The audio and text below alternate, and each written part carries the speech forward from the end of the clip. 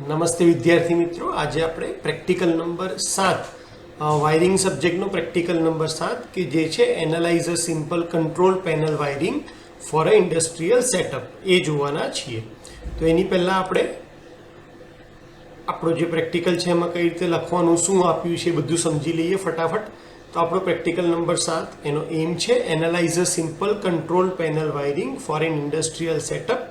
આ પ્રેક્ટિકલ કરવા પાછળનો આપણો હેતુ છે કે આપણને વાયરિંગનો લેઆઉટ કઈ રીતે સમજવો એ ખબર પડે, આપણે અલગ અલગ કોમ્પોનન્ટ આઈડેન્ટિફાઈ કરી શકીએ, વાયરનો રૂટ હોય એ ખબર પડે અને કઈ પ્રોટેક્ટિવ ડિવાઇસ યુઝ થાય છે આપણને ખબર પડે એ જાણવાનો છે. સાથે સાથે આપણે ટર્મિનલ જે કનેક્શન છે એ પ્રોપર છે કે નહીં એ આપણે સમજી શકીએ, એ આપણા પ્રેક્ટિકલ કરવાનો હેતુ છે.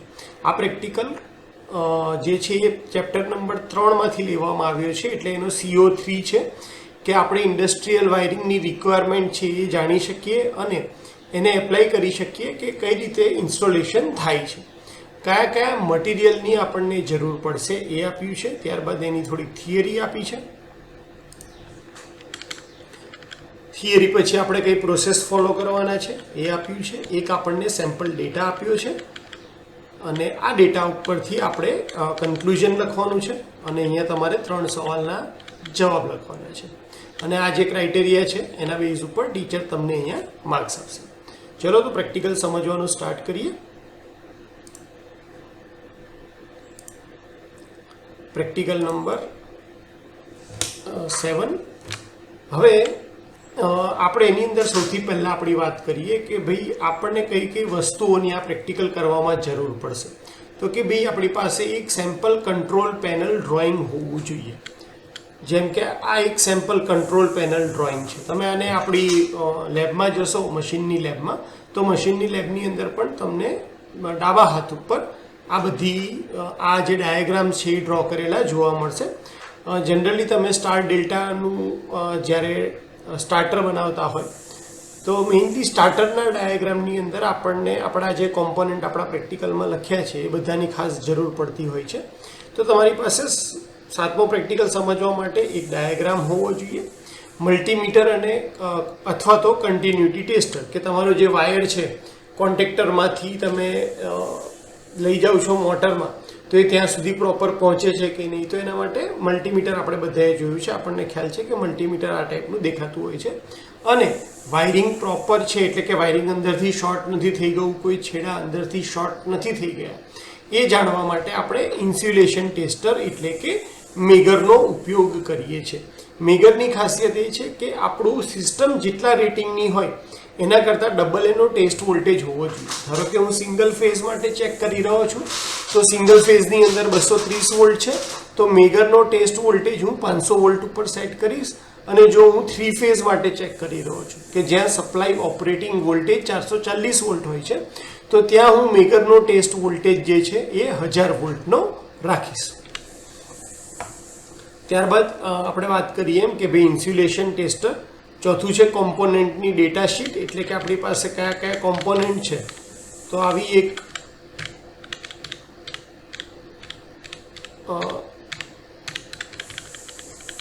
આપણા જે કોમ્પોનન્ટના નામ છે, આ કોમ્પોનન્ટના નામ આપણી પાસે હોવા જોઈએ કે ભાઈ આપણી પાસે total main circuit breaker, start stop, push button, contactor coil, overload relay, આ બધા નામ છે.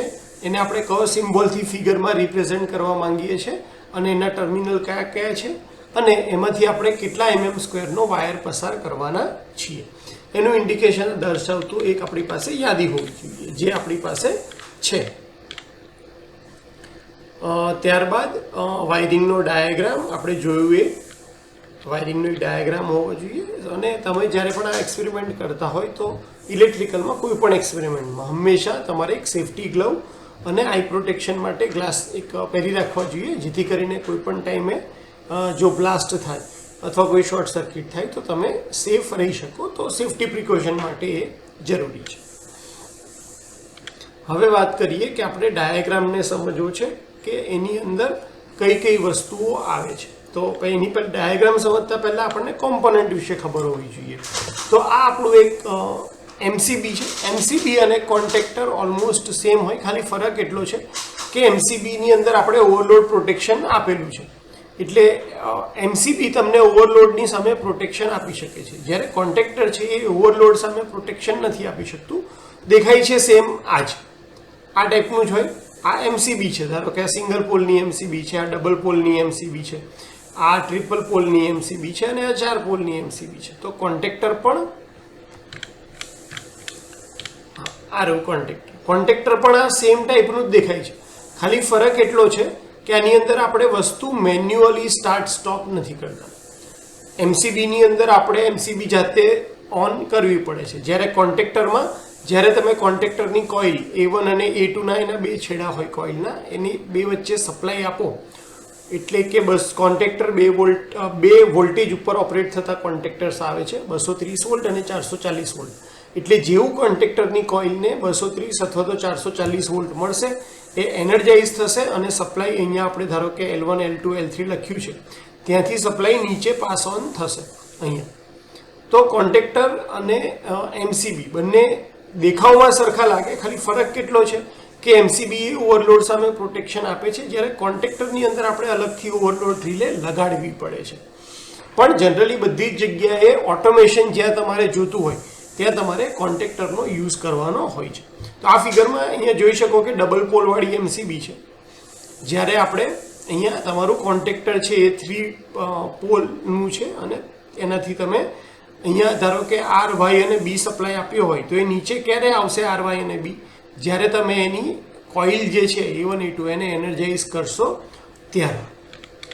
તો આપણને કોન્ટેક્ટર વિશે માહિતી હોવી જોઈએ.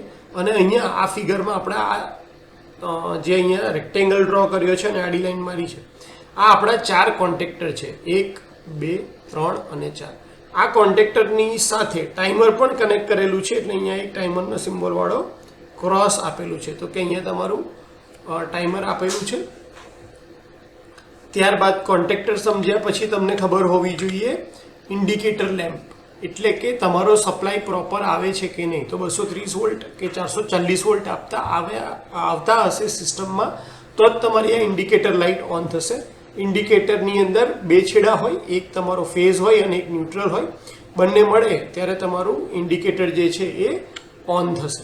આ ટાઈપના પણ ઇન્ડિકેટર 3 ફેઝ માટે યુઝ થતા હોય છે અને તમે આપણી લેબની પેનલની અંદર આ જોયા હશે.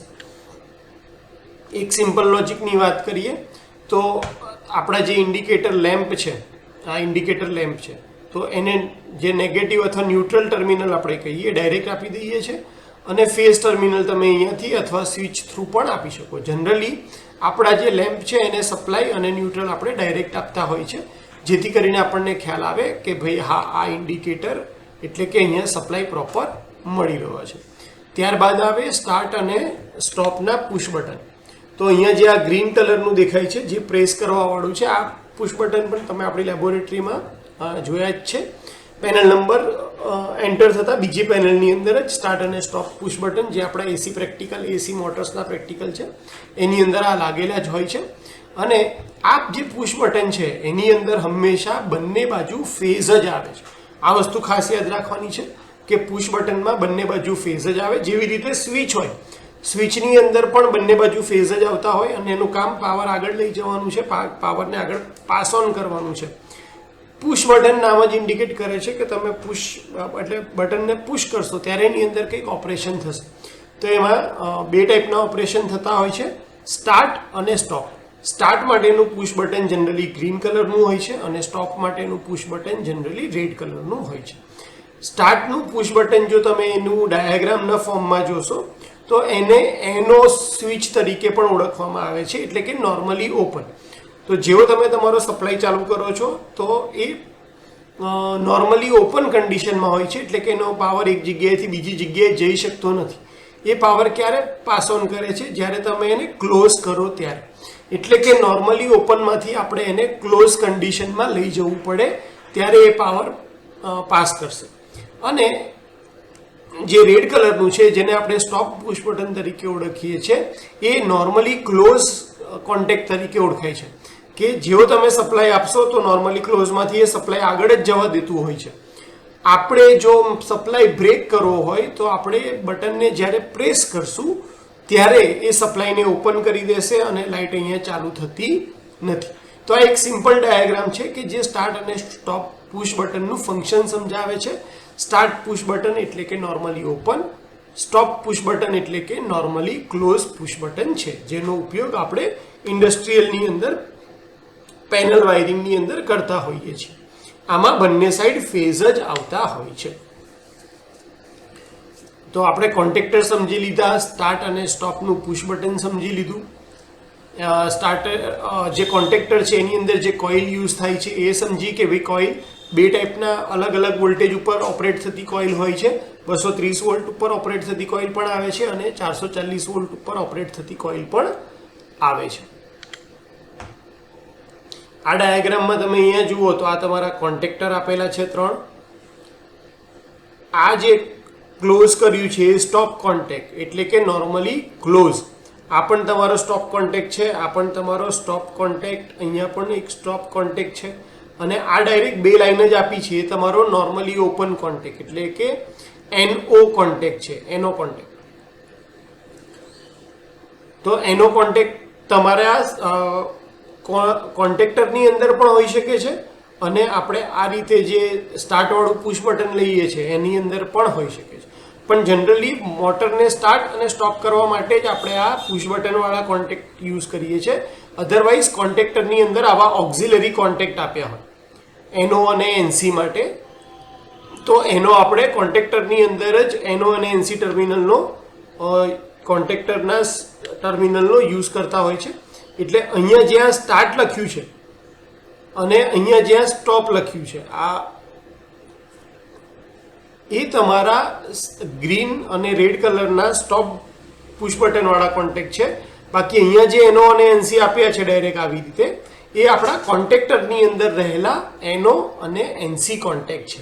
NO એટલે નોર્મલી ઓપન, NC એટલે નોર્મલી ક્લોઝ કોન્ટેક્ટ આપેલા છે અને એની મદદથી જ આપણે આ આખી સર્કિટને ડ્રાઈવ કરી શકીએ છીએ. જ્યારે પણ તમે કોઈ વાયરિંગ જુઓ જે મોટરને સ્ટાર્ટ સ્ટોપ કરવા માટે યુઝ થતું હોય તો એમાં બે ટાઈપના વાયરિંગ આવે છે, કંટ્રોલ વાયરિંગ અને પાવર વાયરિંગ. જેમ કે અહીંયા પાવર વાયરિંગની વાત કરીએ તો RY અને B ટર્મિનલ છે એ નોર્મલી ઓપન કોન્ટેક્ટ દ્વારા સીધા મોટરમાં જાય છે. તો જેમાંથી મોટરનો પાવર ફ્લો થવાનો છે સપ્લાયમાંથી સીધા મોટરમાં, એ ડાયાગ્રામ તમારા કહેવાય છે પાવર વાયરિંગ. અને તમે મોટરને તમારી રીતે ઓટોમેશનમાં સ્ટાર્ટ કરવા માંગો છો, ઇન્ટરલોક પ્રોવાઈડ કરવા માંગો છો કે એક બટન ચાલુ હોય ત્યારે બીજું ઓપરેટ ના થઈ શકે, આવા બધા જે ઓટોમેશન પ્રોવાઈડ કરવા માંગો છો એ બધા આપણે આવે છે કંટ્રોલ વાયરિંગની અંદર, કે જેમાં તમે મોટરને અમુક ટાઈમ પછી સ્ટાર્ટ કરવા માટે સ્ટાર્ટર લગાડ્યું હોય એટલે ટાઈમર લગાડ્યું હોય તો ટાઈમરની માટે જે તમે સપ્લાયને બધું આપો છો એ બધું આવશે કંટ્રોલ વાયરિંગની અંદર. અને મોટરનો પાવર સપ્લાયમાંથી મોટરમાં જે રૂટ થ્રુ જાય છે ડાયરેક્ટ એ આવે છે તમારું પાવર વાયરિંગ. તો વાયરિંગ ડાયાગ્રામમાં જનરલી બે ટાઈપના વાયરિંગ હોય છે, કંટ્રોલ વાયરિંગ અને પાવર વાયરિંગ. આ ડાયાગ્રામમાં પણ તમે અહીંયા જુઓ તો આ તમારું કંટ્રોલ સર્કિટ વાયરિંગ છે. કેમ? કારણ કે તમે એને ટાઈમર, આની મદદથી તમે ટાઈમર ઓન ઓફ કરવાના છો. ટાઈમરને પર્ટિક્યુલર ટાઈમ પર ચાલુ કરવા માંગો છો, કોન્ટેક્ટરને પર્ટિક્યુલર ટાઈમ પછી ચાલુ કરવા માંગો છો, તો આ તમારું કંટ્રોલ વાયરિંગ છે. એટલે હંમેશા ડાયાગ્રામમાં બે ટાઈપના વાયરિંગ આવે, કંટ્રોલ વાયરિંગ અને પાવર વાયરિંગ. તો આપણને કોન્ટેક્ટર ખ્યાલ આવી ગયો, કોઇલ ખ્યાલ આવી ગયો, મલ્ટીમીટર મેગરનો યુઝ ખ્યાલ આવી ગયો, કઈ રીતે વાયરિંગમાં કોન્ટેક્ટ જે છે એ બધા ઓળખવા. જેમ કે અહીંયા આ બંને કોન્ટેક્ટ તમારા NOના કોન્ટેક્ટ છે, આ NOનો કોન્ટેક્ટ છે, આ ડાયરેક્ટ પાવર જવા દે છે એટલે આ NCનો કોન્ટેક્ટ છે, આ તમારો NOનો કોન્ટેક્ટ છે, આ તમારું NO વાળું પુશ બટન છે, આ તમારું NC વાળું પુશ બટન છે. કોન્ટેક્ટરની ઉપર આપણે ઓવરલોડ રિલે રાખી છે જે થર્મલ પ્રોટેક્શન પ્રોવાઈડ કરે છે. થર્મલ પ્રોટેક્શન એટલે કે બાયમેટાલિક સ્ટ્રીપના ફોર્મમાં કોન્ટેક્ટરની અંદર હોય અને જેવું અમુક ટાઈમ કરતાં એટલે અમુક લિમિટ કરતાં વધારે કરંટ એમાંથી પસાર થાય એટલે એટલી હીટિંગ ઇફેક્ટને લીધે બાયમેટાલિક સ્ટ્રીપ તમારી ઓપન થઈ જાય અને એ તમારા કોન્ટેક્ટરને ઓપન કરી દે. તો એને કહેવાય થર્મલ લોડનું પ્રોટેક્શન અથવા તો ઓવર કરંટ, કે કરંટ વધારે પાસ થવાથી હીટ પ્રોડ્યુસ થઈ અને હીટને લીધે તમે કોન્ટેક્ટર ઓપન કરી નાખ્યું એટલે એને થર્મલ ઓવરલોડ પ્રોટેક્શન તરીકે ઓળખાય છે. તો તમારે એક ઓવરલોડ રિલે પણ અહીંયા રાખવી પડે, એ આપણે વાયરિંગ ડાયાગ્રામ ઉપરથી સમજી શકીએ છીએ. અને બધાના પ્રોટેક્શન માટે ઉપર એક ફ્યુઝ આપ્યો છે. એટલે અહીંયા તમારા ડાયાગ્રામમાં L1 અને L2 લખેલું છે, એટલે કે આપણી બે લાઈન લખેલી છે. એનો મતલબ આ બંને લાઈન વચ્ચે 415નો વોલ્ટેજ હશે અને 415 માંથી L1 માંથી આપણે પહેલા ફ્યુઝમાં આપીશું, ત્યારબાદ આપણા ઓવરલોડ કોઇલની અંદર જશે. ઓવરલોડ કોઇલમાંથી સપ્લાય આપણા ઓફ પુશ બટન એટલે કે રેડ કલરના પુશ બટનમાં જશે, ત્યાંથી ગ્રીન કલરના પુશ બટનમાં જશે, ત્યાંથી ક્લોઝ કોન્ટેક્ટમાં જશે, ત્યાંથી કોન્ટેક્ટરમાં જશે અને આ L2 ની અંદર તમારું સ્ટાર કોન્ટેક્ટર રાખેલું હશે. આ સ્ટાર કોન્ટેક્ટરમાંથી જ તમારે તમારો એક ટર્મિનલ આપવાનો છે ટાઈમરને અને એ L2 સાથે અહીંયા કનેક્ટેડ હશે. એવી જ રીતે આ બધો ડાયાગ્રામ આ રીતે તમે કનેક્ટ કરશો એટલે તમે જેવું સપ્લાય આપી અને તમારું પુશ બટન અહીંયાથી ઓન કરશો એટલે સપ્લાય અહીંયાથી અહીંયા પાસ ઓન થશે અને તમારું કોન્ટેક્ટર પહેલાં મેઇન કોન્ટેક્ટર આ ચાલુ થશે, કારણ કે અહીંયા આપણે ઇન્ટરલોકિંગ કર્યું હોય કે જેવું આ ચાલુ થાય તો આ બંને નોર્મલી ઓપન કોન્ટેક્ટ ક્લોઝમાં કન્વર્ટ થઈ જાય. તમારું કોન્ટેક્ટર છે એ ક્લોઝમાં થાય એટલે પહેલાં મેઇન અને સ્ટાર કોન્ટેક્ટર ચાલુ થાય અને સાથે ટાઈમર પણ ચાલુ થઈ જાય. ટાઈમર ચાલુ થાય એટલે 15 સેકન્ડ પછી તમારું ડેલ્ટા કોન્ટેક્ટર ઓન થાય અને સ્ટાર કોન્ટેક્ટર બંધ થઈ જાય. તો આ રીતે મોટર તમારી સ્ટાર અને પછી ડેલ્ટામાં પડી અને તમને તમારું જે મોટરનું ઓપરેશન સેફ થઈ જાય એના માટેનો આ કંટ્રોલ ડાયાગ્રામ છે.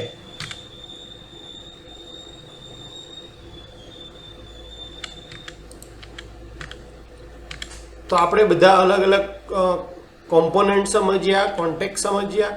બીજી વસ્તુ, તમારે જ્યારે પણ જે મોટર માટે તમે આ સ્ટાર ડેલ્ટાનું અથવા ઇન્ડસ્ટ્રીયલનું પેનલ વાયરિંગ કરતા હોય તો તમારે એ જોવું પડે કે તમારી જે મોટર છે એ કેટલા એચપીની છે, કેટલો કરંટ સ્ટાર્ટિંગમાં લેવાની છે અને એ પ્રમાણે તમારા જે ફ્યુઝ અને એમસીબીનું રેટિંગ હોય એ હોવું જોઈએ.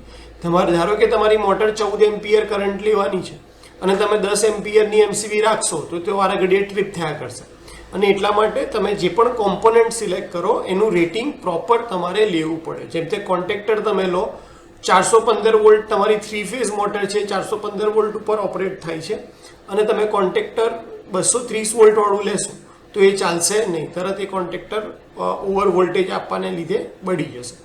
તો એવી રીતે તમારે બધા જ ઇક્વિપમેન્ટના રેટિંગ એટલે કે કોન્ટેક્ટરનું રેટિંગ, તમારા લેમ્પનું રેટિંગ, મેગરની મેં વાત કરી કે ભાઈ સપ્લાય વોલ્ટેજ કરતાં ડબલ વોલ્ટેજ તમારે ટેસ્ટ માટે લેવાનો હોય ઇન્સ્યુલેશન મેગર માટે. તમારા જે પણ બધા વાયર્સ છે એકબીજા સાથે ભૂલથી શોર્ટ નથી થઈ ગયા એ તમારે જોવું પડે. કન્ટિન્યુટી કરીને વાયરમાં કોઈ બ્રેક નથી એ પણ તમારે જોવું પડે. એટલે એ બધી વસ્તુઓ આપણને ખબર હોવી જોઈએ. તો આપણે આ પ્રેક્ટિકલની અંદર પહેલાં બધા કોમ્પોનન્ટ્સ જોઈ લીધા, કોન્ટેક્ટર શું હોય, એમસીબી શું હોય, સ્ટાર્ટ અને સ્ટોપ સ્વિચ શું હોય, કેમ એ નોન એનસી કહેવાય છે, કોન્ટેક્ટરની કોઇલ શું કહેવાય, એમસીબી શું કહેવાય, કઈ રીતે કોઈ ડાયાગ્રામ બનાવવામાં આવે છે, ડાયાગ્રામનું કામ શું છે એ આપણે જોયું. બરાબર. એટલે થિયરીની અંદર આપણને આ આખી વસ્તુ કહેવામાં આવી છે કે ભાઈ કંટ્રોલ પેનલ જે વપરાય છે એની અંદર સ્ટાર્ટ, સ્ટોપ અને મોટરને પ્રોટેક્ટ કરવા માટે ઓવરલોડ રિલે હોય અને એની અંદર આપણને આ બધા ટર્મિનલ ખબર હોવા જોઈએ કે ભાઈ સપ્લાયના ઇનકમિંગ ટર્મિનલ હોય એમસીબીની અંદર, ફ્યુઝ નાખેલા હોય, પુશ બટન આપણે રાખીએ છીએ, પાવર કોન્ટેક્ટર આપણા હોય છે જે એક જગ્યાએથી પાવર બીજી જગ્યાએ પાસ ઓન કરશે જ્યારે એની કોઇલને તમે સપ્લાય આપશો ત્યારે, ઓક્ઝિલરી કોન્ટેક્ટ હોય કે જેનાથી તમે એનો અને એનસી કન્ડિશન પ્રોવાઈડ કરી શકો છો અને પાવર વાયરિંગ અને કંટ્રોલ વાયરિંગ કોને કહેવાય એ પણ આપણે જોયું. આપણી પ્રોસિજર શું હોય છે પ્રેક્ટિકલ પરફોર્મ જ્યારે કે આપણે સાથ કરવો હોય તો આપણે વાયરિંગ ડાયાગ્રામનો સ્ટડી કર્યો પહેલા સ્ટેપમાં, સપ્લાયને આઈડેન્ટિફાઈ કર્યો અને કંટ્રોલ અને પાવર સર્કિટ કોને કહેવાય એ સમજ્યા. બીજા સ્ટેપમાં આપણે કોમ્પોનન્ટ લિસ્ટ આઉટ કર્યા કે ભાઈ આટલા આટલા કોમ્પોનન્ટ છે અને એ પેનલમાં કઈ જગ્યાએ આવેલા છે વાયરિંગ ઉપરથી આપણે સમજ્યા અને જોઈને આપણને ખ્યાલ આવે. ત્રીજું છે કે આપણે દરેક વાયરને ટ્રેસ કરવો પડે કે કયો વાયર ક્યાંથી ક્યાં જાય છે. ભૂલથી તમે ફેઝ અને ન્યુટ્રલને શોર્ટ કરી દીધું તો તમારે ત્યાં આગળ શોર્ટ સર્કિટ થવાના ચાન્સીસ છે. ત્રીજું છે કે તમારે કન્ટિન્યુટી ટેસ્ટરથી પણ એ કન્ફર્મ કરવું પડે કે વાયરિંગ ડાયાગ્રામમાં જે પ્રમાણે આપ્યું છે એ પ્રમાણે કનેક્શન જ અહીંયા થયેલું છે કે નહીં. ત્યારબાદ ફેઝ અને ન્યુટ્રલ અથવા બે ફેઝ ભેગા નથી થઈ ગયા ઇન્ટરનલી એ ચેક કરવા માટે તમારે ઇન્સ્યુલેશન રેઝિસ્ટન્સ માપવો પડે અને એ હંમેશા મેગા ઓહ્મમાં હોય. ઇન્સ્યુલેશન રેઝિસ્ટન્સ અને અર્થ રેઝિસ્ટન્સ એ બે ટર્મિનોલોજી આપણા વાયરિંગની અંદર આવે છે. ઇન્સ્યુલેશન રેઝિસ્ટન્સ હંમેશા વધારે હોવો જોઈએ, મિનિમમ એટલીસ્ટ 1 મેગા ઓહ્મ તો હોવો જ જોઈએ. 2 mega ohm, 5 mega ohm, 10 mega ohm આવે છે તો એ સારામાં સારું છે, પણ minimum insulation resistance 1 mega ohm હોવો જોઈએ. ત્યારબાદ આપણે પ્રોટેક્ટિવ ડિવાઇસીસ જેમ કે ફ્યુઝ છે, એમસીબી છે, એ બધાના રેટિંગ ચેક કરી લેવું જોઈએ મોટરની નેમ પ્લેટની સામે. અને ઓક્ઝિલરી કોન્ટેક્ટ જે કોન્ટેક્ટરની ઉપર આપેલા હોય તમે અલગથી લગાવી શકો, એની મદદથી તમે ઇન્ટરલોકિંગ અને મોટરનું સ્ટાર્ટ અને સ્ટોપ લોજિક બરાબર છે કે નહીં એ તમારે ચેક કરવાનું હોય છે. તો આપણને સેમ્પલ કોમ્પોનન્ટ્સ આપ્યા હતા જે બધા આપણે ફિગર સાથે જોયા કે કેવા દેખાય છે, એમના ટર્મિનલ ક્યાં હોય છે, કેટલા ટર્મિનલ હોય છે, શેની અંદર કયો વાયર જાય, ફેઝ કે ન્યુટ્રલ જાય. જેમ કે એમસીબીની વાત કરીએ તો એમાં ઉપર નીચે 2 ટર્મિનલ હોય, એક ઇનકમિંગ એક આઉટગોઈંગ. તમે સ્વિચ એમસીબીની પાડશો ત્યારે જ એ સપ્લાય આગળ જવા દેશે અને ઓવરલોડની સામે એ પ્રોટેક્શન આપે છે. સ્ટાર્ટ પુશ બટન અને સ્ટોપ પુશ બટનમાં બંને સાઈડ તમારા ફેઝ જ છે અને સ્વિચ જેવું જ કામ કરે છે, સપ્લાયને આગળ લઈ જવાનું અથવા સપ્લાય બ્રેક કરવાનું. ક્યારે? જ્યારે આપણે એ પુશ બટનને પુશ કરીએ ત્યારે. કોન્ટેક્ટર કોઇલ એટલે કે કોન્ટેક્ટરની અંદર તમે કોન્ટેક્ટરને ચાલુ કરવા માટે જે સપ્લાય આપો છો એની કોઇલની વચ્ચે એના A1 અને A2 ટર્મિનલનું નામ છે અને 2 અલગ અલગ વોલ્ટેજ એની અંદર આવેલા છે,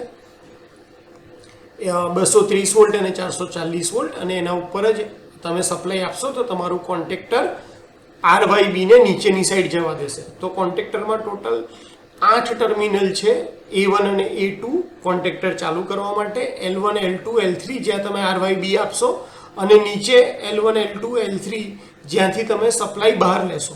તો સપ્લાય આપવા માટે 3 ટર્મિનલ, સપ્લાય બહાર લેવા માટે 3 ટર્મિનલ, 3 ને 3 6, કોઇલને એનર્જાઇઝ કરવા માટે 2 ટર્મિનલ એટલે 8, અને બીજા 2 એનો NCના ઓક્ઝિલરી કોન્ટેક્ટ તમને અંદર પોઈન્ટ્સ આપ્યા હોય છે. એમ કરીને 10 થી 11 ટર્મિનલ તમારા કોન્ટેક્ટરની અંદર હોય છે. ઓવરલોડથી બચવા માટે આપણે કોન્ટેક્ટરની ઉપર ઓવરલોડ રિલે મૂકવી પડે જેના 2 ટર્મિનલ હોય, અને ઇન્ડિકેટર લેમ્પ કે જેમાં એકમાં ફેઝ અને એકમાં ન્યુટ્રલ સપ્લાય આવતો હોય. તમારે આ ઓબ્ઝર્વેશન અને એના ઉપરથી રિપોર્ટ ફોર્મેટની અંદર આખું ટેબલ બનાવવાનું હોય અને ત્યારબાદ અલગ અલગ ટર્મિનલ જે આપણે અહીંયા ઓલરેડી આપેલા છે એટલે તમે આ લખી દેશો તો ડાયરેક્ટ ચાલશે.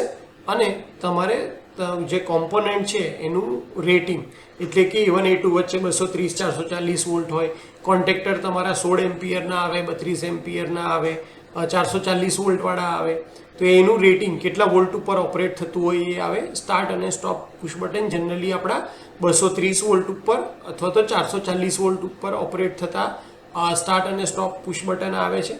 તો કોમ્પોનન્ટ રેટિંગની અંદર તમારે એનું વોલ્ટેજ અને કરંટ રેટિંગ લખવાનું આવે છે. કન્ક્લુઝન કહીએ તો આપણે આ પ્રેક્ટિકલ દ્વારા એક સિમ્પલ ઇન્ડસ્ટ્રીયલ કંટ્રોલ પેનલ વાયરિંગને જોયું.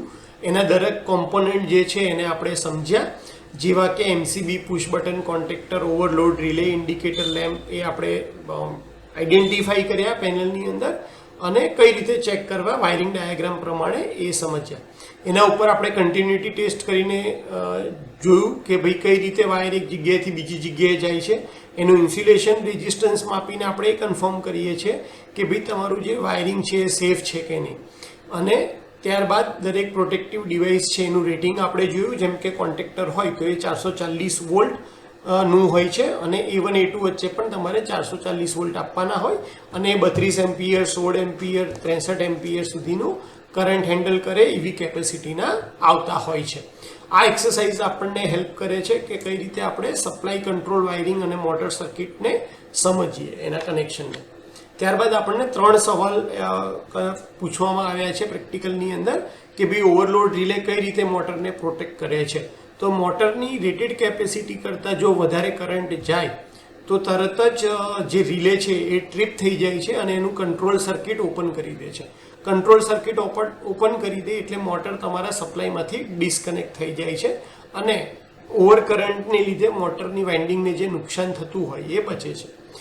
બીજું છે કે ભાઈ ઓક્ઝિલરી કોન્ટેક્ટરની અંદર વધારાના 2 કોન્ટેક્ટ ઓક્ઝિલરી કોન્ટેક્ટ આપ્યું હોય એ ઇન્ટરલોકની અંદર કઈ રીતે, ઇન્ટરલોક એટલે કે જ્યારે સ્ટાર કોન્ટેક્ટર ચાલુ હોય ત્યારે ડેલ્ટાના ચાલુ થવું જોઈએ અને ડેલ્ટા જ્યારે ચાલુ હોય ત્યારે સ્ટાર પડવું જોઈએ નહીં.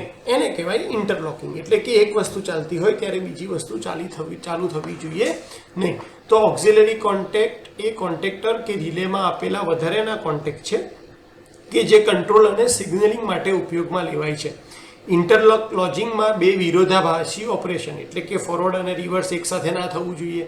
એક એટ અ ટાઈમ અથવા ફોરવર્ડ થાય અથવા તો રિવર્સ થાય, અથવા તો સ્ટાર્ટ થાય અથવા તો સ્ટોપ થાય. આને કહેવાય વિરોધાભાસી ઓપરેશન.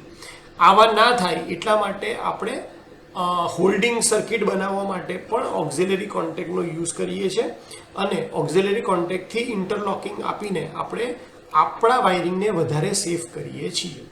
ત્રીજો સવાલ છે કે ભાઈ મિનિમમ એસેપ્ટેબલ ઇન્સ્યુલેશન રેઝિસ્ટન્સની વેલ્યુ કેટલી? મેં તમને હમણાં આગળ જ વાત કરી કે ભાઈ 1 મેગા ઓહ્મ જો તમારા ઓપરેટિંગ વોલ્ટેજ 1 કિલોવોટ સુધીના હોય તો એની અંદર ઇન્સ્યુલેશન રેઝિસ્ટન્સ 1 મેગા ઓહ્મનું મિનિમમ હોવું જોઈએ. જો તમે માપો અને આ વેલ્યુ આના કરતાં ઓછી આવે તો તમારું વાયરિંગ અનસેફ છે એવું કહેવાય છે. કારણ કે 1 મેગા ઓહ્મ કરતાં ઇન્સ્યુલેશન રેઝિસ્ટન્સ ઓછો છે તો તમારું ઇન્સ્યુલેશન ક્યાંક ને ક્યાંક ડેમેજ થયેલું છે તો જ આટલો રેઝિસ્ટન્સ ઘટેલો છે અને ધીમે ધીમે ડેમેજ મોટું થઈ અને કોઈ વખત શોર્ટ સર્કિટ થવાના ચાન્સીસ રહે છે. એટલા માટે આપણે આપણા વાયરિંગની અંદર insulation resistance phase to phase વચ્ચે અથવા ફેઝ ટુ ન્યુટ્રલ વચ્ચે 1 મેગા ઓહ્મ કરતાં ઓછું હોય એનું ધ્યાન રાખીશું. હોપ કે તમને આ પ્રેક્ટિકલની અંદર બધા થિયરિટિકલ કન્સેપ્ટ ખ્યાલ આવી ગયા હશે. કઈ રીતે આ પ્રેક્ટિકલની અંદર પોઈન્ટ્સ બધા આપેલા છે, દરેક પોઈન્ટ શું કહેવા માંગે છે એ બધું તમને ખ્યાલ આવશે. તમારે આની અંદર આપણી જે તમે રેકોર્ડ બનાવો છો અને ફાઇલની અંદર પણ જે સામેની સાઈડ તમારું પેજ હોય, જગ્યા હોય, ત્યાં તમારે આ જે ડાયાગ્રામ આપેલા છે બે, એક આ ડાયાગ્રામ અને બીજો આ ડાયાગ્રામ જે છે એ ડ્રો કરી અને સમજવાનો રહેશે. તો હોપ કે તમને ખ્યાલ આવી ગયો હશે. મને શાંતિથી સાંભળવા માટે થેન્ક યુ સો મચ.